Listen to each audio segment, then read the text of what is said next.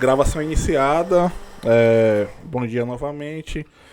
Mais uma aula de filosofia. Hoje o tema é Tomás de Aquino e a filosofia medieval, tá?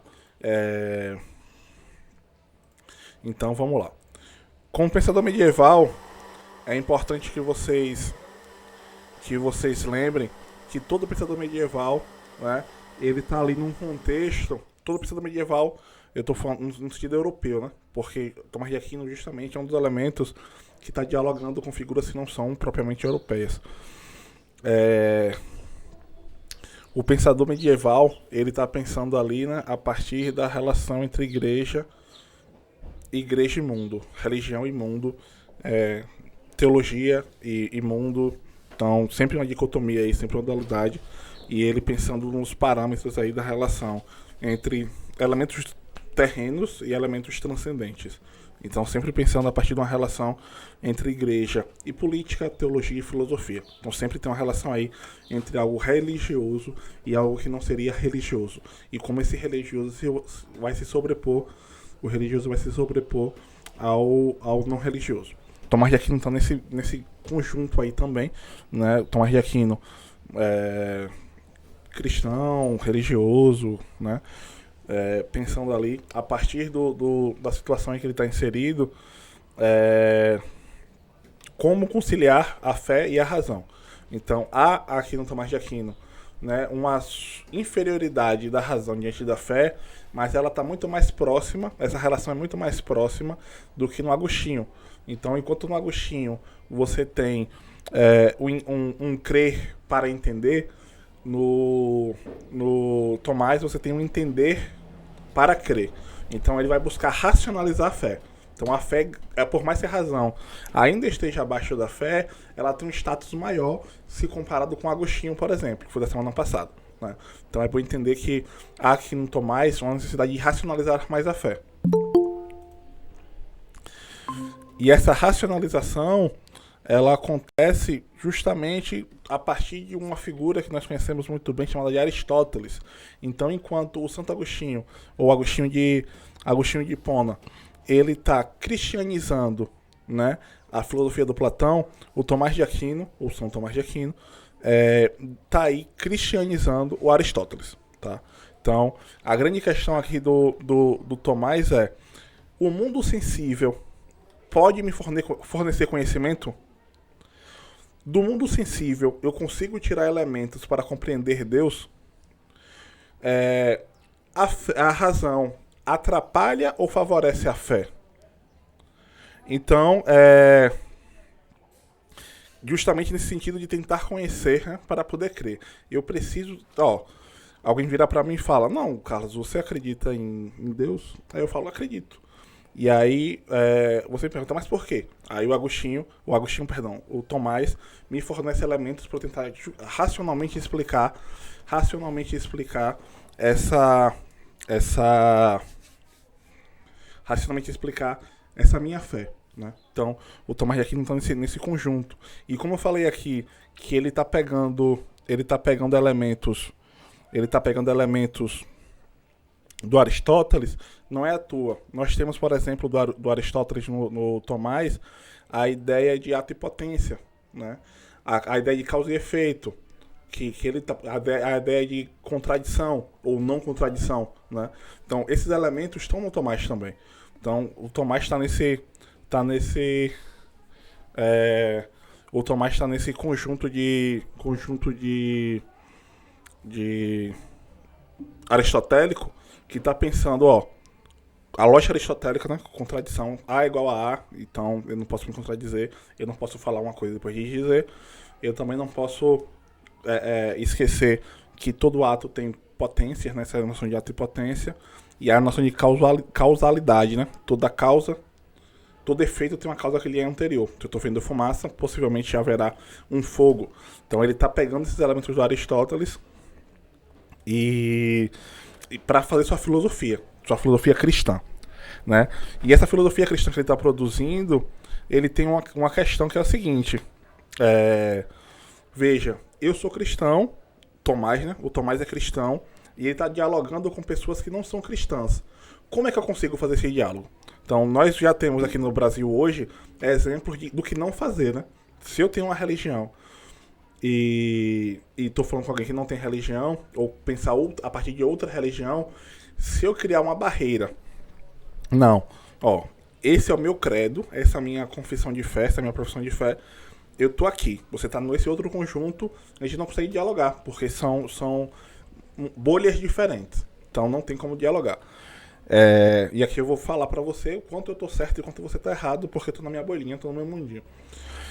O Tomás faz o seguinte, ó, vocês estão em outra bolinha, vocês estão em outro mundinho, outro quadrado, ok.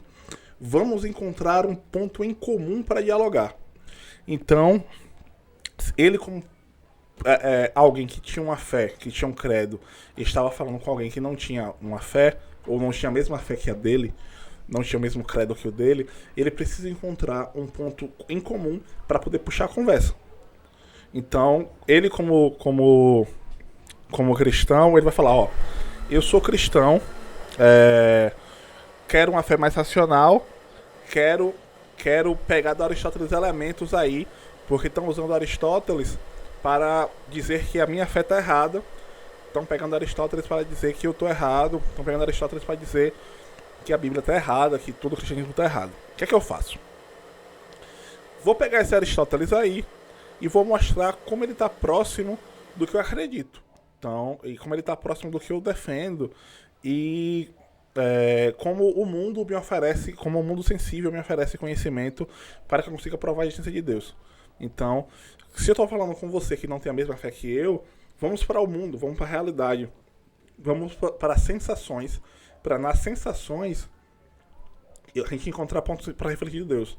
Então, eu não preciso recorrer à Bíblia, eu não preciso recorrer à minha fé para provar que eu acredito em um Deus que existe ou que a minha fé procede, né? Então, eu vou aqui olhar para a realidade, olhar para o mundo sensível, e aí nós vamos perceber que eu consigo, a partir da mundo sensível, explicar por que a minha fé porque eu tenho a minha fé, porque eu tenho o meu credo, porque eu acredito no que acredito, né? Então não é puramente só questões de revelações religiosas, de manifestações divinas, é uma questão do mundo sensível me fornecer elementos, tá? Então, mas aqui, por mais que eu falei antes, né? A razão tem um status maior, só que a razão pode errar, a razão pode a razão é incompleta, então ela pode errar. Então a fé aparece como alguém que corrige a razão. Mas toda vez que a razão acerta, ela encontra o que a fé encontrou, né? Mas medieval, cristão, nessa relação aí religião e política, religião e filosofia, teologia e filosofia, não está fora desse perfil, né? Então, ele não poderia dizer que a razão é maior que a fé, né? Mas ele coloca a razão num status maior como algo que está ali colaborando na sua fé. Só que a fé vai ter ainda a palavra final. Bem, aqui eu pauso e pergunto, até aqui tá tranquilo? Alguma dúvida? Falei, foi muito confuso? Enfim, o que é que vocês me contam?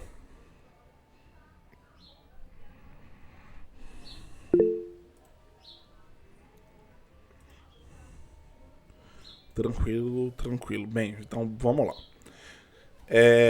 Então o que é que nós temos até aqui? Nós temos um aristotélico cristão que está pegando do Aristóteles elementos para reforçar a sua fé. Está recorrendo a elementos que não são religiosos para reforçar a sua fé. Nesse processo, ele elenca 5 vias, 5 argumentos, 5 teses para... ficou conhecido como as 5 vias do Tomás de Aquino, né? 5 teses para tentar provar, né? No caso, ele acredita que ele provou que Deus existe sem recorrer à fé, sem recorrer à Bíblia, sem recorrer à autoridade religiosa, à autoridade da igreja. Então vamos olhar para o mundo, vamos olhar para a realidade e daí tirar essas provas de que o Deus que eu creio esse Deus existe. Quais são essas 5 vias, né? E aí, vamos uma por uma aqui, comentando se ficou claro, se não ficou claro, e vocês vão dando esse retorno. A primeira via, né, é a via do movimento, a via do primeiro motor, que diz o seguinte: em todo o universo há movimento. Aristóteles propõe que para o movimento existe um movente, existe um motor, que dá a propulsão e o movimento ao corpo movido. Se fôssemos procurar cada movente de cada movimento, sem conjecturar a existência de um primeiro motor, que não foi movido por ninguém, faríamos um movimento ad infinitum, ao infinito, e não encontraríamos a causa primeira. Portanto, é necessário pensar que há uma causa primeira, um primeiro motor imóvel, que colocou o primeiro movimento em tudo.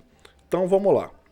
Se eu colocar uma pedra em cima da mesa, ou se eu colocar uma pedra em algum lugar, e olhar para ela, ela não vai começar a caminhar, né? A não ser que eu esteja aí com algum tipo de efeito, né? De alucinógeno ou algo do tipo, eu não vou conseguir ver as coisas se movendo sozinhas. Então, para que algo se mexa, é necessário que uma força incida sobre ela, né? Então, algo tende a permanecer em repouso, até que uma força que lhe é externa lhe coloque em movimento, ou algo tende a permanecer em movimento, até que uma força que lhe é externa pare esse movimento.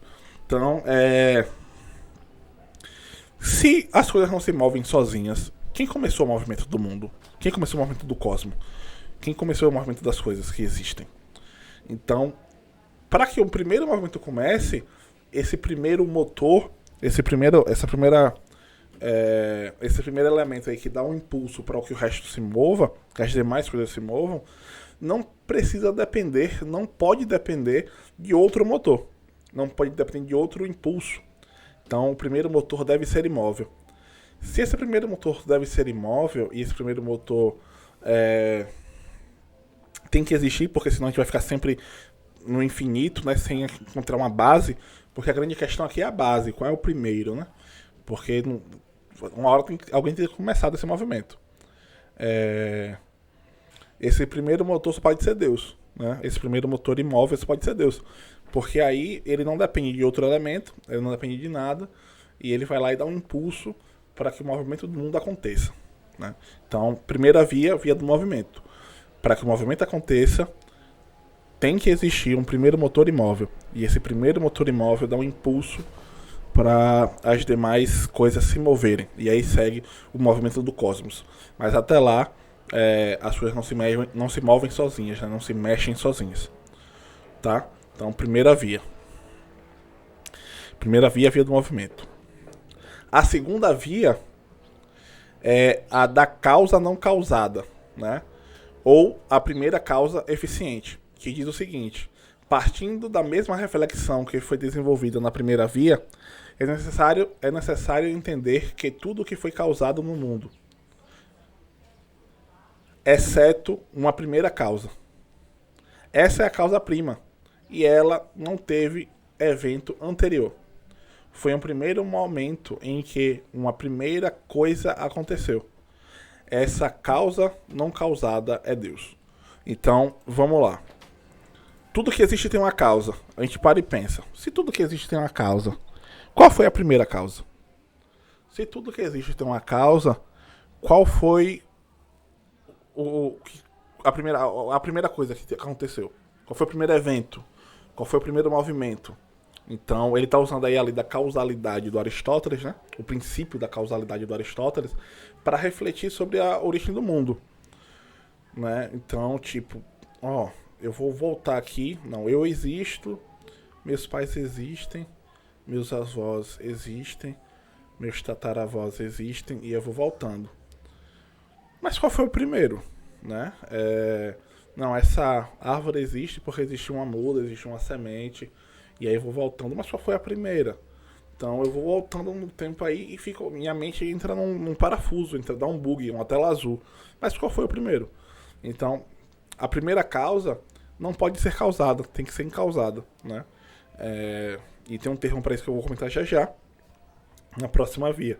Mas assim, Então, a primeira causa encausada só pode ser Deus. A primeira causa encausada só pode ser um ser que não dependa de outro ser. E esse ser só pode ser Deus.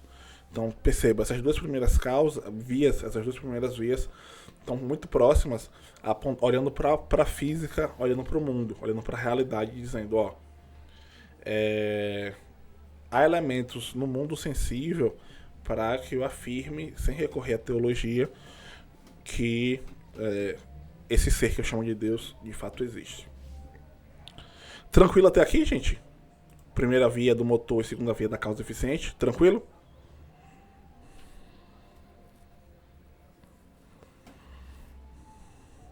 Bem, terceira via. Terceira via, que é o ser necessário e os seres possíveis, ou ser necessário e ser contingente, que diz o seguinte: os conceitos de necessidade e de possibilidade estão em jogo. Existem seres possíveis, que podem ou não existir, e existem os seres necessários, que, independentemente das contingências, existem. Os seres contingentes são gerados e existem, e são extintos, deixam de existir. Eles estão em transformação contínua, porém, existe um ser que é, do mesmo modo que é, sempre foi e sempre será. Esse é o ser necessário, e ele é Deus. Vamos lá, vamos pensar na gente. Nós existimos, temos uma data de nascimento, e, por mais triste que possa parecer, teremos uma data de falecimento. Então nós temos um início, um meio e um fim. E o detalhe, nós nascemos, nós existimos, e existe o mundo antes de nós. E digo mais, nós existimos por acaso, porque vamos pensar que se os nossos pais não tivessem se encontrado, a gente não estaria aqui, né? Então, por alguma razão, os nossos pais se encontraram e a gente parou aqui, mas poderia ser diferente. Então, o meu pai ou minha mãe poderiam ter se mudado para um lugar muito distante e jamais encontrado a outra pessoa, enfim. Então, nós somos contingentes, vários fatores. E aí quem assiste Rick and Morty tem uma reflexão muito boa nesse desenho sobre isso, né? O quanto nós somos contingentes. Então, o quanto tudo poderia ser diferente, né? Tem até um poema do Fernando Pessoa que fala: se todas as vezes que eu disse não tivesse dito sim, não é literalmente assim, mas ele fala: se no lugar do não eu tivesse dito sim, ou se no lugar do sim eu tivesse dito não, para as experiências da minha vida, eu seria outra pessoa, e talvez o universo inteiro seria outro também. Então nós somos completamente aleatórios. Nós existimos, mas poderíamos não existir. E frágeis, né? Então, enfim, qualquer coisa, qualquer hora dessa a gente parte. Então, se nós somos contingentes, o que é que sustenta tudo isso? Né? O que é que diz como as coisas são? Ou qual é a base disso tudo aqui? Por que as coisas são assim? Então, certamente deve haver um ser que não muda, né? Nós somos tão frágeis e aleatórios, então deve existir um ser necessário, um ser que não muda. Então eu falei antes que há um ser na segunda via, né, que é um ser que não é causado, um ser incausado. Essa ideia de ser incausado é ser necessário, né, está vinculado à terceira via. Então esse ser necessário, ele existe independente das contingências do mundo. Então ele está na sua perfeição. Sim, que vai dizer, pegando uma expressão aristotélica, né, ele é um ato puro, né? Lembre, ato é um ser que aparece da forma que é e carrega carrega várias potências. Então eu vejo uma árvore. A árvore é um ato, só que essa árvore pode virar tanto algo que fornece frutos, como pode virar uma porta, uma estante, uma mesa, um rack, enfim, uma prancha, sei lá. Pode virar várias outras coisas. Então, potencialmente ela tem várias possibilidades, né, dentro dela. Só que o ato puro, chamado de Deus, por ser necessário, ele não muda. Então ele é aquilo dali e acabou. Na sua perfeição, na sua infinita capacidade virtuosa, né? Então, terceira via vai mostrar pra gente essa ideia do que é necessário em contrapartida a nós que somos completamente contingentes. A quarta via diz o seguinte, que é a via dos níveis de perfeição ou dos graus de perfeição. Baseando-se na filosofia platônica, Aquino classifica diferentes graus de perfeição existentes entre os seres. Existe uma espécie de hierarquia entre os graus de perfeição, que pode classificar seres entre a bondade e a nobreza. Por exemplo, para Tomás de Aquino, se há uma hierarquia, deve haver um padrão de excelência, que serve para a correção dos seres mais evoluídos, né? Ou menos evoluídos. E esse padrão só pode ser Deus. Ele está colocando aqui pra gente que é uma hierarquia, é uma pirâmide no mundo. Então, eu sou mais complexo, eu sou mais perfeito que outro ser, por exemplo, que uma bactéria, que uma pedra. E aí há uma hierarquia das coisas, né? Então, e essa hierarquia vai fazer uma comparação. Isso é melhor que, isso é menor que, isso é maior que, enfim, vamos podendo comparar. Só que para que exista uma comparação séria, justa, equilibrada, tem que haver um parâmetro.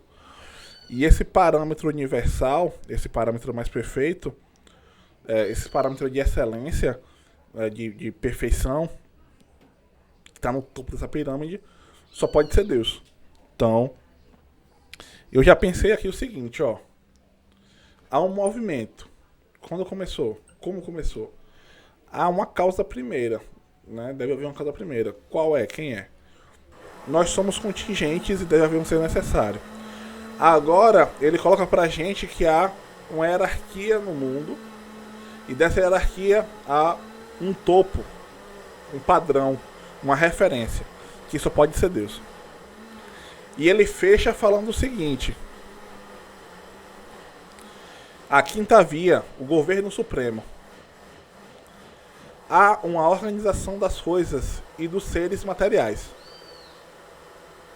Os corpos, mesmo que inconscientemente, orientam-se para um fim. Esta ordenação é um governo supremo ordenado por Deus. Vamos pensar o seguinte: essa via, a quinta via, é uma via que está muito vinculada ao princípio aristotélico da finalidade. Então lembrem, o Aristóteles fala que tudo que existe tem uma finalidade, tudo que existe tem uma função, nada é inútil. Então, o Agostinho, perdão, o Tomás está nesse caminho aí também, pensando que tudo tem uma finalidade. E que tudo tem uma função. Mesmo as coisas que não pensam, elas têm uma função no mundo. Ou seja, o mundo é meio que como se fosse orquestrado, organizado. Então, eu falo o seguinte, o exemplo que eu dou é como se o mundo fosse uma flecha e Deus o arqueiro. Então, essa ideia de que há um princípio regulando o fim. Tudo tem de um fim. Então, e tudo tem de um fim porque há um ser que ordena tudo. E esse ser só pode ser Deus. Tá?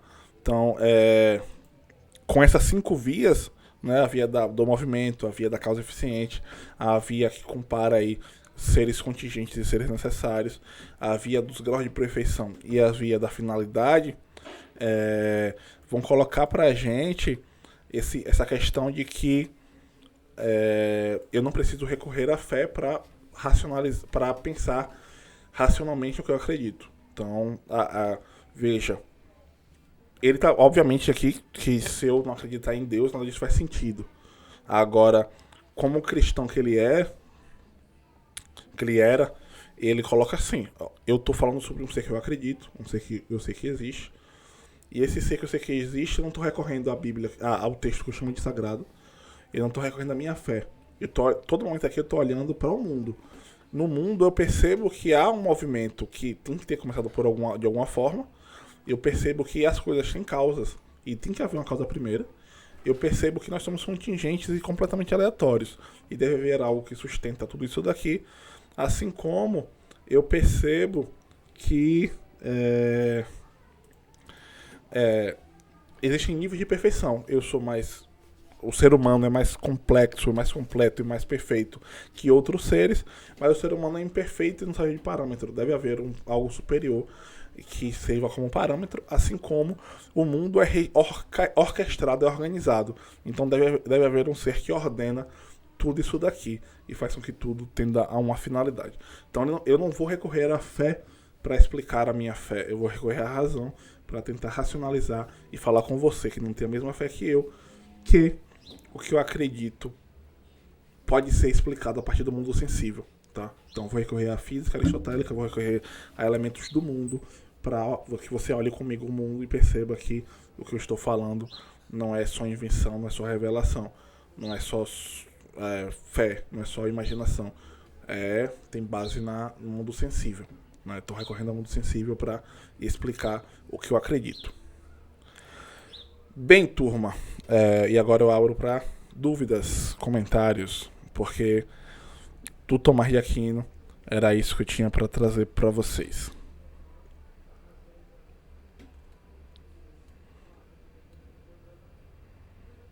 Professor, Oi. sobre a quinta via, eu perdi esse pedacinho. É, na verdade, da finalidade. Então, quer dizer que tudo tem um porquê de estar. Tudo tem um fim. Entendi. Mas é isso. Tipo, a única coisa que não tem fim para ele é Deus. Não, fim aqui, gente, não é acabar. Fim é um objetivo, tá? Ah, Perdoa aí se não fiquei claro. Tudo tem uma função. Então nada é inútil. Tudo existe por um motivo. entendi. Então vamos pensar aqui um exemplo. Tem um filme, eu não vi o livro, mas eu vi o filme. A Cabana. Né? Na Cabana tem um diálogo lá, muito interessante. E aí alguém provocado, incomodado, fala: Não, mas por que existem venenos? Por que existem coisas que podem matar a gente? Veja, veneno, mas veneno sozinho. Se você compara essa substância com outra substância, compara não, complementa com outra substância, vira remédio. Então é você que não entendeu ainda para que serve aquilo dali. Mas daquilo dali você extrai um remédio. Então combine essa planta com essa outra planta e você vai lá e faz um remédio com essas duas plantas. Uma sozinha vai te fazer mal, mas as duas juntas vão te fazer bem. Então, tipo, é por isso que eles falam que tudo tem uma finalidade. E você não saber ainda para que serve, mas tem uma função. Então eu posso dali tirar alguma coisa positiva, né? Então tudo que existe tem uma finalidade no mundo. Nada que existe é inútil.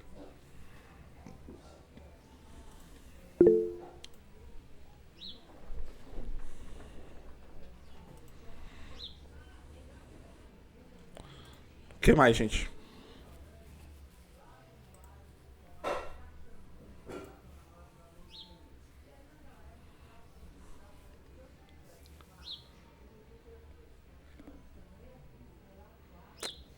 Sem dúvidas, é isso por hoje?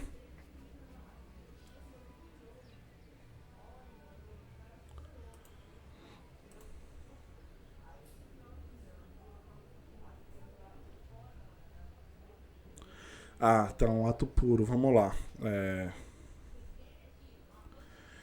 Eu falei o seguinte, né? Que o Tomás ele tá pegando. Vamos falar assim, de ato puro. O Tomás ele tá pegando elementos aristotélicos. Pronto. Entre as várias coisas que Aristóteles fala, ele fala sobre a questão da contradição. Eu não posso falar que uma coisa é e depois ela não é, no mesmo contexto, porque eu estou me contradizendo. Então, a casa é bonita, mas também é feia. Aí, tela azul, assim, como assim? Então, eu não posso me contradizer. Eu falei que existem essência e acidentes, né? Que a substância tem essência e acidente. O que é isso? A essência por exemplo, o ser humano. Qual é a essência do ser humano? É a racionalidade. Se o cabelo dele é rosa, verde, azul, lilás, não importa. Se ele raspou o cabelo ou não, se usa óculos ou não. Isso é acidente. Tá lá, mas poderia não estar, e tanto faz que esteja. Então, a essência e o acidente. Então, pronto, beleza. E também falei que a substância tem ato e potência. O que é o ato? O ato é uma coisa que aparece como ela é. Então, se vocês olharem para o mundo ao seu redor aí, tudo que vocês estão vendo é ato. Está em ato. né? Então eu estou em ato, eu estou aqui. Eu agora aqui sou um ato em situações, em reflexão aristotélica. O que é a potência? A potência são as coisas que o ato pode virar. Eu falei o exemplo da árvore. A árvore é ato. Eu estou vendo uma árvore e essa árvore é um ato.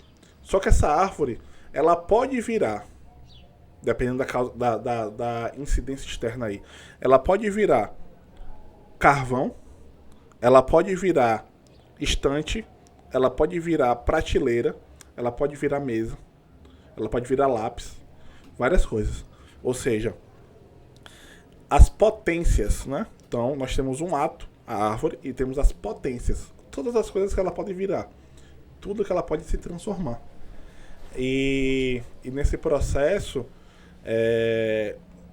Deus é um ato. Só que Deus não é qualquer ato. Ele é um ato puro. Por que ele é um ato puro? Porque ele não pode mudar. Ser perfeito implica na impossibilidade de transformações. Então, ser necessário implica na impossibilidade de transformações. Então, Deus é um ato que não tem potências. Porque como tá lá no... Como ele mesmo se define em algum canto da Bíblia, que eu não lembro onde é agora, mas ele diz, eu sou aquele que sou, né? Então, eu sou aquele que sou. Então, eu não mudo, né? Inclusive, se a gente for fazer um parênteses aqui para reflexão teológica, a ideia de que, tipo, eu existo, ou seja, eu agora existo. Eu nasci e vou morrer. Então, eu existo temporariamente. A ideia de pensar um ser necessário é o seguinte, ele não existe, ele é.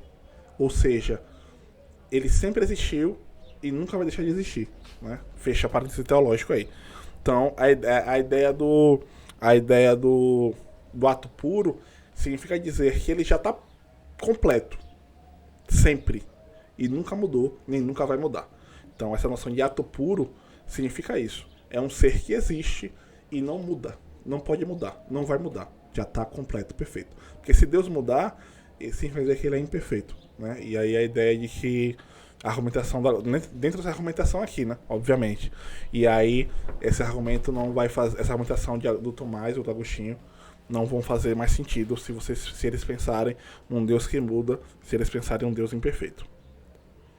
Respondi? Thaís.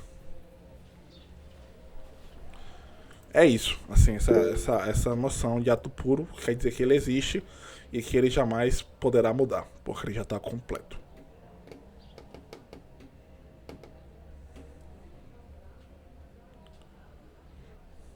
E aí, turma? Mais alguma dúvida?